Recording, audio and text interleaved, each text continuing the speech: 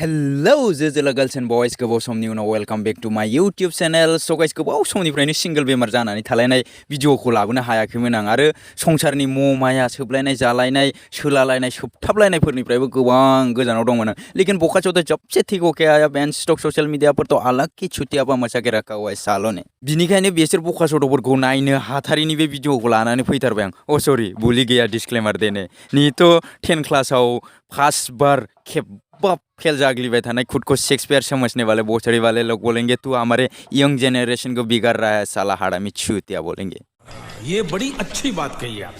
इसलिए सिगाङावनो डिसक्लेमार बे भिडिअखौ जायफ्रानो दासिमबो सिङाव जाङिया पेन गाननो टाइम जायाखै एबा बिमा बिफाया दासिमबो बिसिनो जाङिया पेन बायनानै होआखै बिसोरो बे भिडिअखौ दानाय बिकज बे भिडिअआव माखासे ओरैबायदि लेंगुवेजफोर इउज बानायनाय जादों जाय लेंगुवेजखौ नोंसोरो खोनाबा जाङिया पेनाबो लाखिनो हानाय नङा दां। थ' बिनिखायनो नोंसोरो बे भिडिअनिफ्राय ओरैबायदि गोजानाव था जेरैनिखि आजिखालिनि सिख्लाफ्रा बाइक गैयि फैसा गैयि महर गैयि सेंग्राफोरनिफ्राय गोजानाव थायो गोजोन्थों। सो गाइस आप लोग को वीडियो का ऑडियो थोड़ा मैनेज कर लेना गाइस क्योंकि मेरा रिकॉर्डिंग करने वाला माइक खराब हो गया इसलिए मैं डायरेक्ट मोबाइल से रिकॉर्डिंग करना पड़ रहा है इसलिए प्लीज मैनेज कर लेना एंड आई नो आप लोग मैनेज करेंगे। सो बिजि टाइमनि बारा बिमा खर' खालामालासिनो भिडिअखौ इसोरनि नाम लानानै जागायनोसै। जय केरी बाबानि। सुनबाय बे संसाराव रावबो रावनिबो थाखाय 1 मिनिटबो सम गैलायि दुनियायाव जेब्ला खामानि मावनानै न'आव फैयो अब्ला जों मबाइलफोराव माबायदि भिडिअ नायनो गोसो जायो जेरै बिदि बिदि लासै लासै गोसो गलिलांबाय साननायाबो थांहां फैहां जाबाय सोरनि बिदि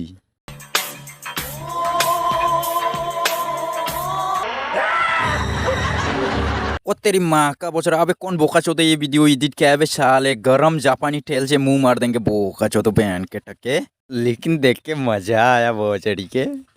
कैसी अपमानजनक बातें कर रहा लड़का ये अश्लील है ये लोंडा। आरे बिजी लेकिन बैसड़ी के हमें कैसे वीडियो देखने को मिलता है बेबाइडी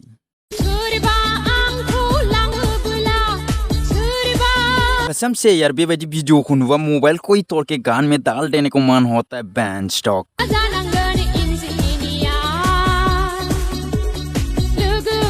और सुन तू बखाचोदा साला भगवाना नोंखौ सान हर खस्थ' खालामनानै हौवा मानसिनि महराव साइज गोनां आथिं आखाइ गासिबो जिनिस बुस्थु गासिबो गोनां सोरजिनानै हरबाय नों माबा आरो दा माबा महिला आफादनि आफादगिरि जानोसो नागिरगासिनो दं महिलाफोरनि बायदिसो एक्टिं देखायगासिनो दं नों साला बोचड़ी के तेरे को मिलेगा ना साला काला पानी का सजा दे देंगे मैं तेरे को समझ में आ रहा है।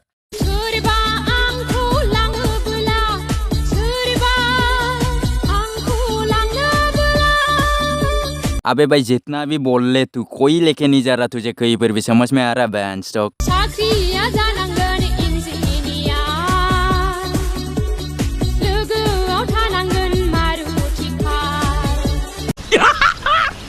मस्त जोक मारा रे ये हंस रे हलकट हंस।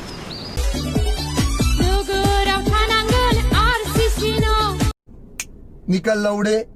पहली फुर्सत में निकल। हाय हाय डिमांड तो देख उसका बैन स्टॉक बबे बुस्तुको बबे जिनिसको लानानै बेबायदि डिमांड खालामलायखो नों सुवार और क्या बोला तू इंजीनियर पति चाहिए तुझे घंटा फायखाना साफा बानायग्रा मिथराबो लाङा नोंखौ आरो मारुति खाराथ' गोजाननि खोथा हिनजावफोरनि इमेजखौ गाज्रि खालामनायनि थाखाय नोंखौ मोसौ गारिजों बोनानै लांनानै नारसो लांनानै हिमालय हाजोआव लंथङै 10 बोसोर गारनानै दोनहैबावनांगौसो मिथिबाय। दुनिया है ना अजीब है यार बैन स्टॉक लड़का लोग लड़की बनते जा रहे हैं और लड़की लोग लड़का बनते जा रहा है। किसी ने सच ही बोला है कि ये कलयुग है कलयुग अपने शर्म सीमा पर है अपने फिक पर है। ये सब देख के तो मुझे भी अभी ये बात ट्रू लगने लगा भाई। अरे बिगुर नों बे माबायदि ड्रेस गानदों बिगुर बे फान्थाव फिथाइखौलाय गोदोनायाव आलायनांगौनि मा गोनांथि दंमोन बिगुर बेलेगफोर दख'ना सुरि बेलेगफोरथ' खानानै लामोन थेवबो बिगुर जब्बा लोगो मोननांगौआ नों बै गोदोनानि फान्थाव फिथाइखौनो बख'नानै बबेबा पाब्लिक जायगायाव नाम लाजायै जायगायाव सोनानै होजागोन नोङो बिगुर बेबायदि केरेक्टार बेबायदि आखल देखायबाय थायोबा मिथिबाय। बात तो सही है।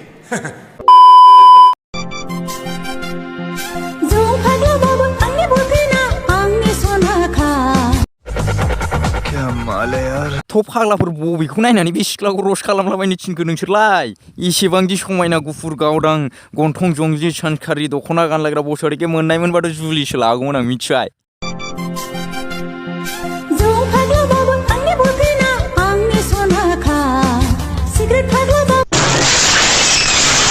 बोसोरके मोननायमोनबाथ' जुलिसो लागौमोन आं मिथिबाय। अच्छा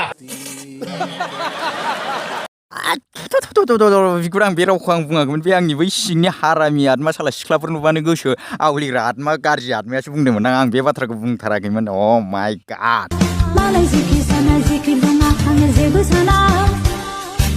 हाय हाय रे मेरी पूती किस्मत लाओ तो ये तो एक ही झटके में मेरे सपने को छुर छुर करके चला गया बैंचोद बेथ' माथो बिना टिकेटावनो पूरा फिल्म को फ्रीयावनो देखायजोब्बाय ऐसे वीडियो आजकल फेसबुक व्हाट्सएप इंस्टाग्राम में ही फ्री में देखने को मिलता है मालूम चलता तो मैं थोड़ी ना जोनी भैया मियाँ दीदी का वीडियो एमबी डाल के डाउनलोड करता भाई अच्छा